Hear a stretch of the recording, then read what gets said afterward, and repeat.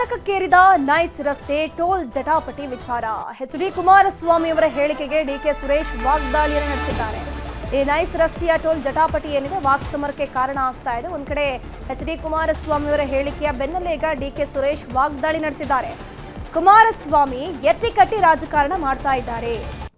ಎತ್ತಿಕಟ್ಟಿ ರಾಜಕಾರಣ ಮಾಡೋದೇ ಅವರ ಕಸುಬಾಗಿ ಹೋಗ್ಬಿಟ್ಟಿದೆ ಅಂತ ಹೇಳ್ಕೊಂಡು ಅವ್ರು ಹೇಳಿರೋದು. ಅದೊಂದೇ ಟೋಲ್ ಹೆಸರು ಯಾಕೆ ಹೇಳ್ತಾರೆ? ಎಲ್ಲ ಟೋಲ್ಗಳಲ್ಲಿ ಹಣ ಕಟ್ಟಬೇಡಿ ಅಂತ ಹೇಳಲಿ, ಇದು ರಾಜಕೀಯ ಪ್ರೇರಿತ, ಬೇರೇನೂ ಅಲ್ಲ.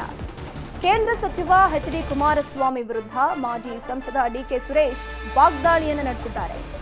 ನೈಸ್ ರಸ್ತೆಯ ಟೋಲ್ ಜಟಾಪಟಿ ಏನಿದೆ ತಾರಕಕ್ಕೇರ್ತಾ ಇದೆ. ಯಾವಾಗ ಎಚ್.ಡಿ. ಕುಮಾರಸ್ವಾಮಿ ಅವರು ಒಂದು ಟೋಲ್ನ ಮೆನ್ಷನ್ ಮಾಡಿ ಹೇಳಿಕೆ ಕೊಟ್ಟಿದ್ರಲ್ಲ, ಈಗ ಡಿ.ಕೆ. ಸುರೇಶ್ ಅದಕ್ಕೆ ವಾಗ್ದಾಳಿ ನಡೆಸಿದ್ದಾರೆ.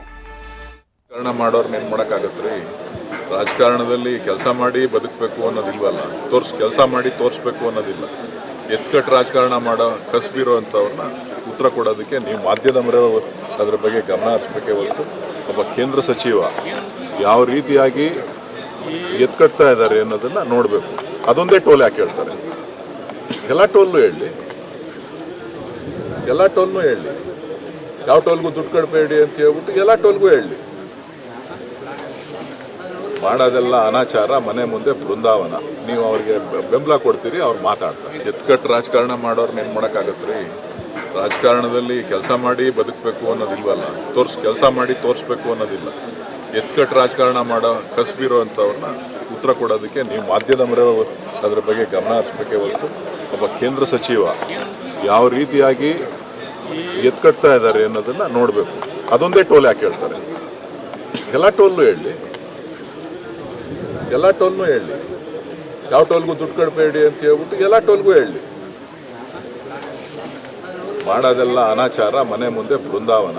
ನೀವು ಅವ್ರಿಗೆ ಇದ್ರ ಬಗ್ಗೆ ಹೆಚ್ಚಿನ ಮಾಹಿತಿ ನೀಡ್ತಾ ಹೋಗ್ತಾರೆ ನಮ್ಮ ಪ್ರತಿನಿಧಿ ವೆಂಕಟೇಶ್. ದೂರವಾಣಿ ಸಂಪರ್ಕದಲ್ಲಿ ಜಾಯಿನ್ ಆಗಿದ್ದಾರೆ. ವೆಂಕಟೇಶ್, ಈಗ ನೈಸ್ ರಸ್ತೆಯ ಟೋಲ್ ವಿಚಾರ ವಾಕ್ಸಮರಕ್ಕೆ ಟಾಕ್ ವಾರ್ಗೆ ಕಾರಣ ಆಗಿದೆ. ಡಿ.ಕೆ. ಸುರೇಶ್ ಅವರು ಯಾವ ರೀತಿ ಕೌಂಟರ್ ಕೊಟ್ಟಿದ್ದಾರೆ ಎಚ್.ಡಿ. ಕುಮಾರಸ್ವಾಮಿ ಅವರಿಗೆ? ಧನುಶ್ರೀ, ಏನು ನೈಸ್ ರೋಡ್ ವಿಚಾರವಾಗಿ ಈಗಾಗಲೇ ಏನು ಕೇಂದ್ರ ಸಚಿವ ಎಚ್.ಡಿ. ಕುಮಾರಸ್ವಾಮಿ ಅವರು ಯಾರು ಕೂಡ ಟೋಲ್ ಅನ್ನ ಕಟ್ಟಬೇಡಿ, ನಿಮ್ಮ ಮೇಲೆ ಎಫ್ಐಆರ್ ಆದ್ರೂ ಕೂಡ ಯಾವುದೇ ಟೋಲ್ ಅನ್ನ ಕಟ್ಟಬೇಡಿ ಎನ್ನುವಂತ ಮಾತನ್ನ ಹೇಳಿದ್ದಾರೆ. ಇನ್ನು ಈ ವಿಚಾರಕ್ಕೆ ಸಂಬಂಧಪಟ್ಟಂತೆ ಇವತ್ತು ರಾಮನಗರದಲ್ಲಿ ಮಾಜಿ ಸಂಸದ ಡಿ.ಕೆ. ಸುರೇಶ್ ಅವರು ಮಾತನಾಡಿ ಎಚ್.ಡಿ. ಕುಮಾರಸ್ವಾಮಿ ಅವರ ಹೇಳಿಕೆಗೆ ಒಂದು ವಿರೋಧವನ್ನ ವ್ಯಕ್ತಪಡಿಸಿ ಅವರಿಗೆ ಒಂದು ಟಾಂಗ್ ಅನ್ನ ಕೊಟ್ಟಿದ್ದಾರೆ. ಅಂದ್ರೆ ಎತ್ತು ಕಟ್ಟಿ ರಾಜಕಾರಣವನ್ನ ಮಾಡೋರಲ್ಲಿ ನಾವು ಏನನ್ನ ನಿರೀಕ್ಷೆ ಮಾಡಬಹುದು?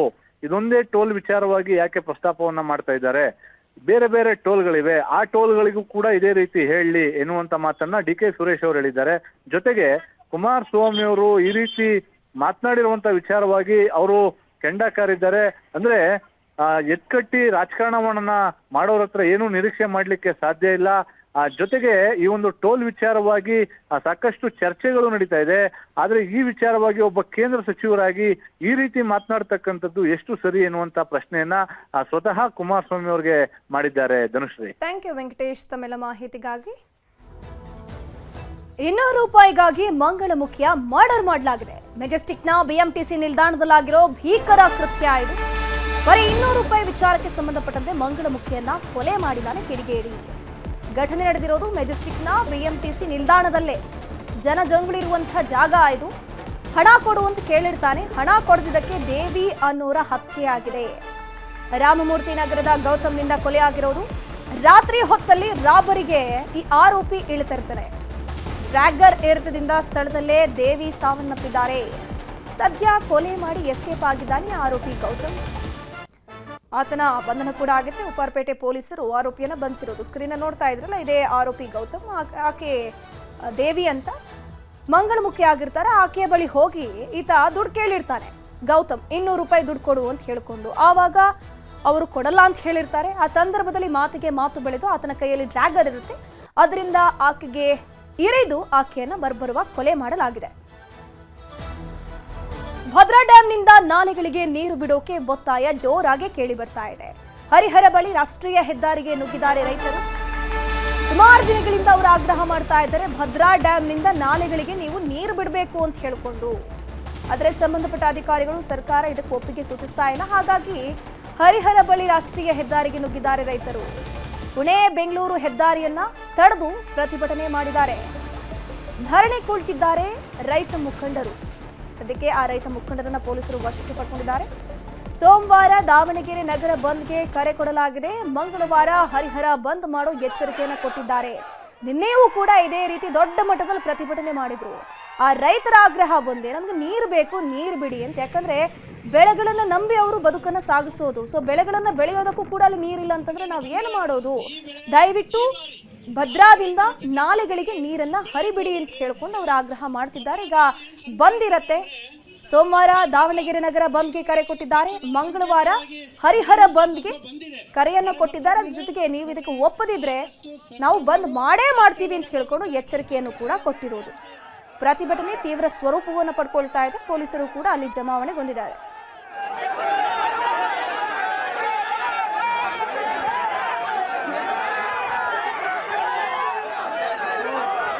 ನೂರ 75 ಅಡಿ ನೀರಿದ್ದಾಗಲೂ ನೀರು ಕೊಡದೇ ಇರ್ತಕ್ಕಂಥ ಈ ಒಂದು ಭ್ರಷ್ಟ ಕಾಂಗ್ರೆಸ್ ಸರ್ಕಾರ ವಿರುದ್ಧ ಇವತ್ತು ದೊಡ್ಡದೊಂದಾಗಿರ್ತಕ್ಕಂಥ ಚಳವಳಿ ಮಾಡಿದ್ದೀವಿ. ಇದು ಸಾಂಕೇತಿಕ ಚಳವಳಿ. ಮುಂದೆ ಇನ್ನೂ ಬಹಳ ದೊಡ್ಡ ಮಟ್ಟದ ಚಳವಳಿನೂ ಕೂಡ ನಾವು ಮಾಡ್ತೀವಿ. ಈ ಸರ್ಕಾರ ರೈತರನ್ನ ವಿರೋಧ ಕಟ್ಕೊಂಡ್ರೆ ಈ ಸರ್ಕಾರ ಮನೆಗೆ ಹೋಗೋ ತನಕಲ್ಲೂ ಕೂಡ ನಾವು ಬಿಡೋದಿಲ್ಲ. ದಾವಣಗೆರೆ ಸೋಮವಾರ ಬಂದ್ ಮಾಡ್ತೀವಿ, ಮಂಗಳವಾರ ಹರಿಹರನ ಬಂದ್ ಮಾಡ್ತೀವಿ. ಯಾವುದೇ ಕಾರಣಕ್ಕೂ ನೀರು ಸಿಗೋವರೆಗೂ ಕೂಡ ನಮ್ಮ ಹೋರಾಟನ ನಾವು ಬಿಡೋದಿಲ್ಲ. ನಮ್ಮ ಹೋರಾಟ ಮುಂದುವರಿತದೆ. ನಾವು ಹೊರಗಡೆ ಹೋರಾಡ್ತೇವೆ. ಇವರು ನಮ್ಮನ್ನ ರೈತರ ಹತ್ತಿಕ್ಕ ಕೆಲಸ ಮಾಡ್ತದೆ ಈ ಸರ್ಕಾರ. ನಾವು ಯಾವುದೇ ಕಾರಣಕ್ಕೂ ಜಗ್ಗಲ್ಲ ಬಗ್ಗಲ್ಲ, ನಮ್ಮ ಹೋರಾಟ ಮಾಡೇ ಮಾಡ್ತೀವಿ, ಬಿಡೋದಿಲ್ಲ. ನಿಲ್ಸೋದಿಲ್ಲ. ನೀರು ಕೊಡೋವರೆಗೆ ನಮ್ಮ ಹೋರಾಟ ಇದ್ದೇ ಇರ್ತದೆ. ಸರ್ಕಾರ ಸಾಲ ಇದ್ರ ಬಗ್ಗೆ ಹೆಚ್ಚಿನ ಮಾಹಿತಿ ನೀಡ್ತಾ ಹೋಗ್ತಾರೆ ನಮ್ಮ ಪ್ರತಿನಿಧಿ ಸಂಜಯ್ ದೂರವಾಣಿ ಸಂಪರ್ಕದಲ್ಲಿ ಜಾಯಿನ್ ಆಗಿದ್ದಾರೆ. ಸಂಜಯ್, ಈಗ ನೀರಿಗಾಗಿ ಹಾಹಾಕಾರ, ನೀರಿಗಾಗಿ ಪ್ರತಿಭಟನೆ ನಡೀತಾ ಇದೆ.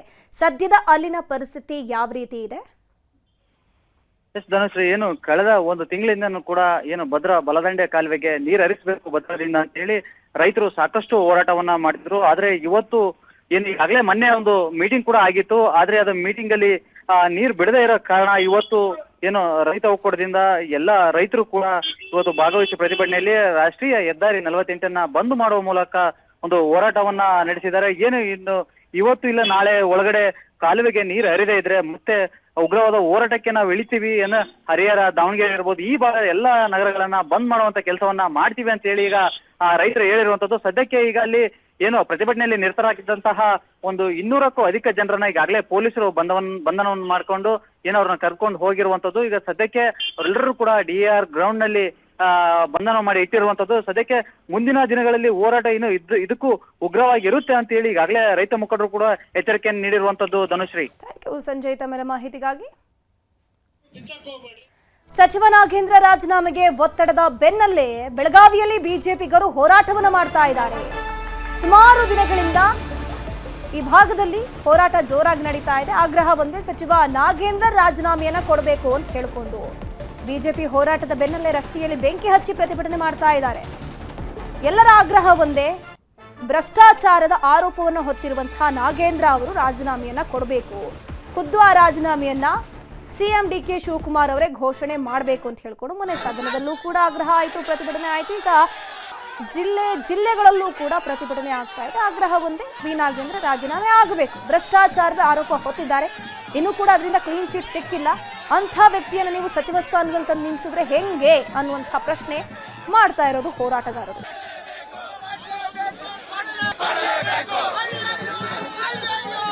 ಕರ್ನಾಟಕದಲ್ಲಿ ಇರುವಂತ ಕಾಂಗ್ರೆಸ್ ಸರ್ಕಾರ ಹೆಸರು ಬದಲಾವಣೆ ಮಾಡಬೇಕು. ಬತ್ಲೆ ಸರ್ಕಾರ ಅಂತ ಹೆಸರು ಇಡಬೇಕು. ಬತ್ಲೆ ನಿತ್ತಿನವ್ರಿಗೆ ನಾಚಿಕೆ ಇರೋದಿಲ್ಲ. ಹಾಗೆ ನಾಚಿಕಿಲ್ದ ಸರ್ಕಾರ ಯಾವ್ದಿದ್ರ ಅದ DK ಶಿವಕುಮಾರ್ ಅವ್ರದ ಕಾಂಗ್ರೆಸ್ ಸರ್ಕಾರ.